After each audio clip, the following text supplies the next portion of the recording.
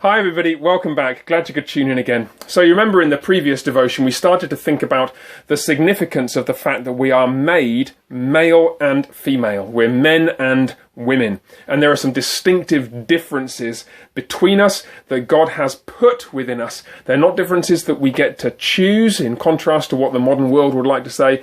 This is, like all the rest of our nature, a gift from God, and we must work with what God has given us.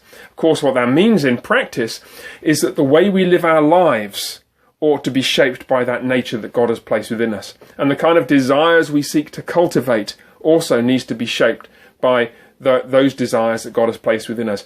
So much of our lives we do not get to choose.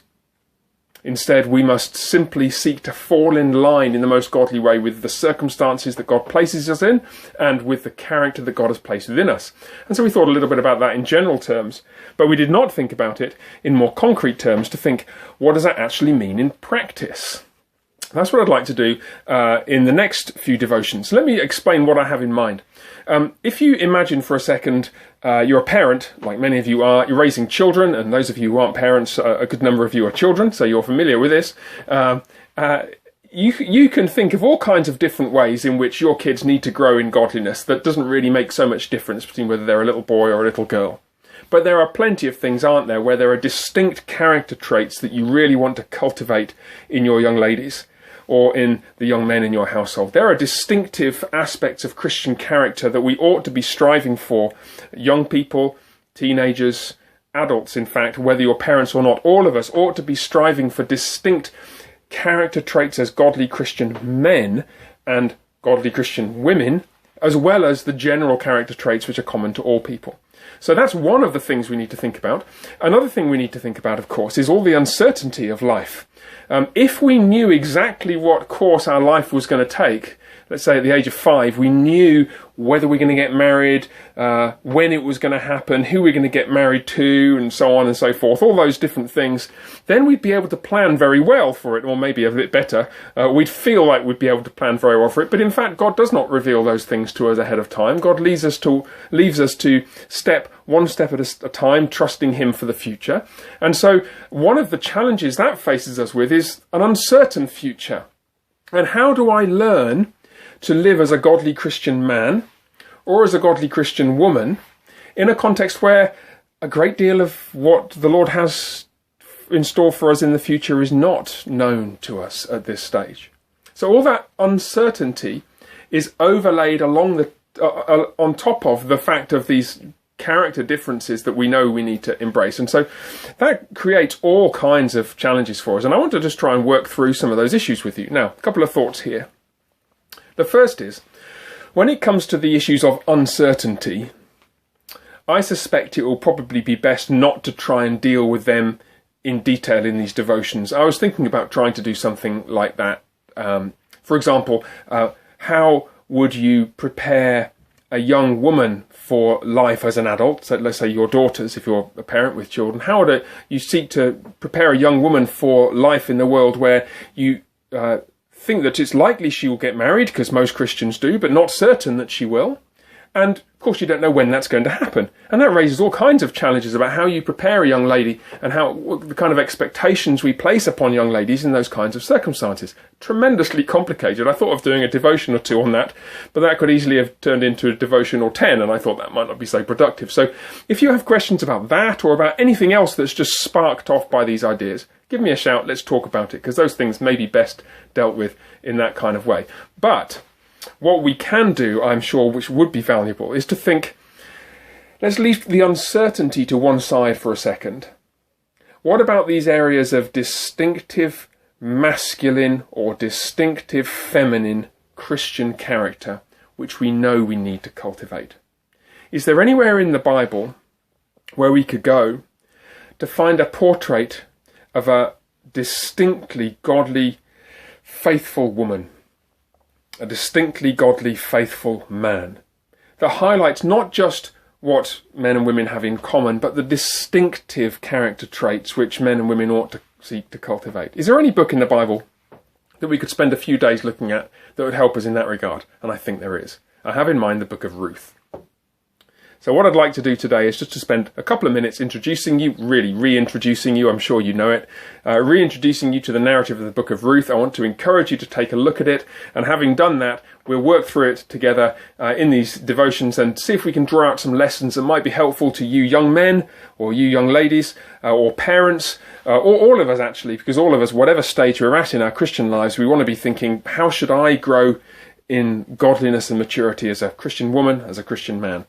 As whichever is appropriate. So, Book of Ruth, you know the story, I'm sure, but let me just remind you, it's set in the days when the judges ruled, chapter 1, verse 1, which was a time of turmoil and immorality and ungodliness in the land of Israel. We know that because of the end of the book of Judges, which is just immediately before it. During those days, things got so bad because of a famine in the land that there was one particular family, Elimelech, Naomi, and their two sons, Mahlon and Kilion, who fled really as refugees to the land of Moab and sojourned there. But tragedy followed them even there. The father, Elimelech, died, and then after marrying, both the sons married.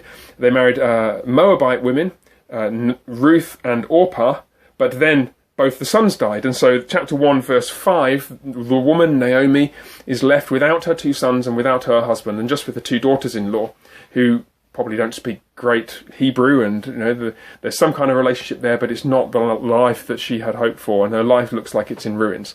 Then God is tremendously kind to his people. He, chapter 1, verse 6, Naomi hears that the Lord has visited his people Israel to provide food for them. The famine has come to an end, and so she resolves to set off. And in chapter 1, the two daughters-in-law have this conversation with Naomi in which they initially both seem resolved to go with her back to the land of Israel, but in the end only Ruth is really resolved to go. And the rest of the book narrates what happens when they get back to the land of Israel.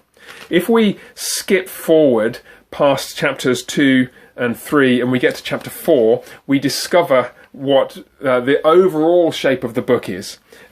The book has started in the days of the judges, and it ends with a genealogy of 10 generations, incorporating a man named Boaz, who, if you know the story, ends up marrying young Ruth, the Moabite girl. And 3 generations down from Boaz, we discover that Boaz and Ruth are the great-grandparents of King David.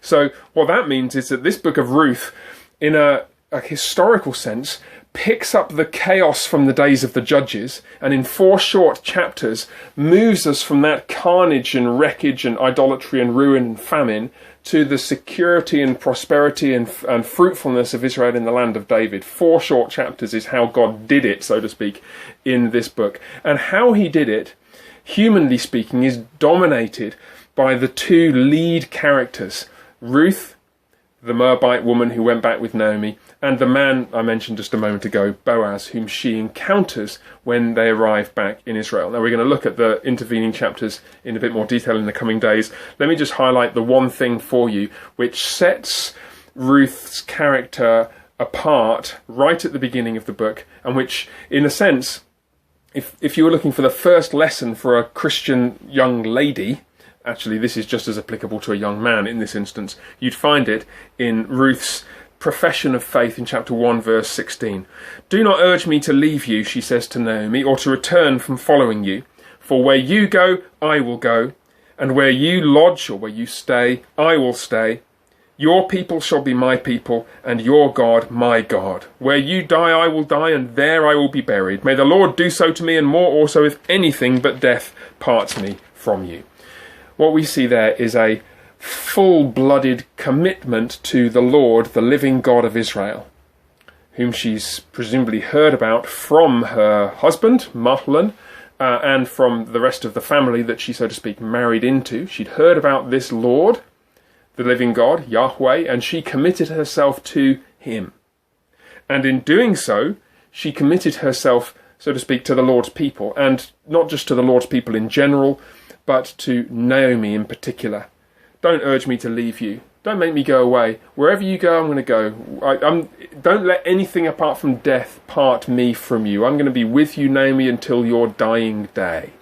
That's the commitment that Ruth makes. That is a picture of the kind of commitment that not just a godly Christian woman, but of course all Christians ought to be making to the Lord and to one another. Ruth is, so to speak, the model disciple at this stage, and actually the rest of the book only has the plot that it does because of Ruth's faithfulness to the Lord and to his people, and to Naomi in particular. But we will get to that in a future day. If you want to I think it will be a fruitful 10 minutes or so for you. If you wanted to read that, then that'd be wonderful. If you don't have time or you're not inclined to, no worries at all, but we'll be back tomorrow and we'll start to pick up some of the distinctive lessons that apply specifically to what it means to be a godly Christian woman or to be a godly Christian man in these chapters. And as I said, if you have any other specific questions that you'd like to chat about, give me a shout and we can arrange a time to talk. For now though, the Lord bless you,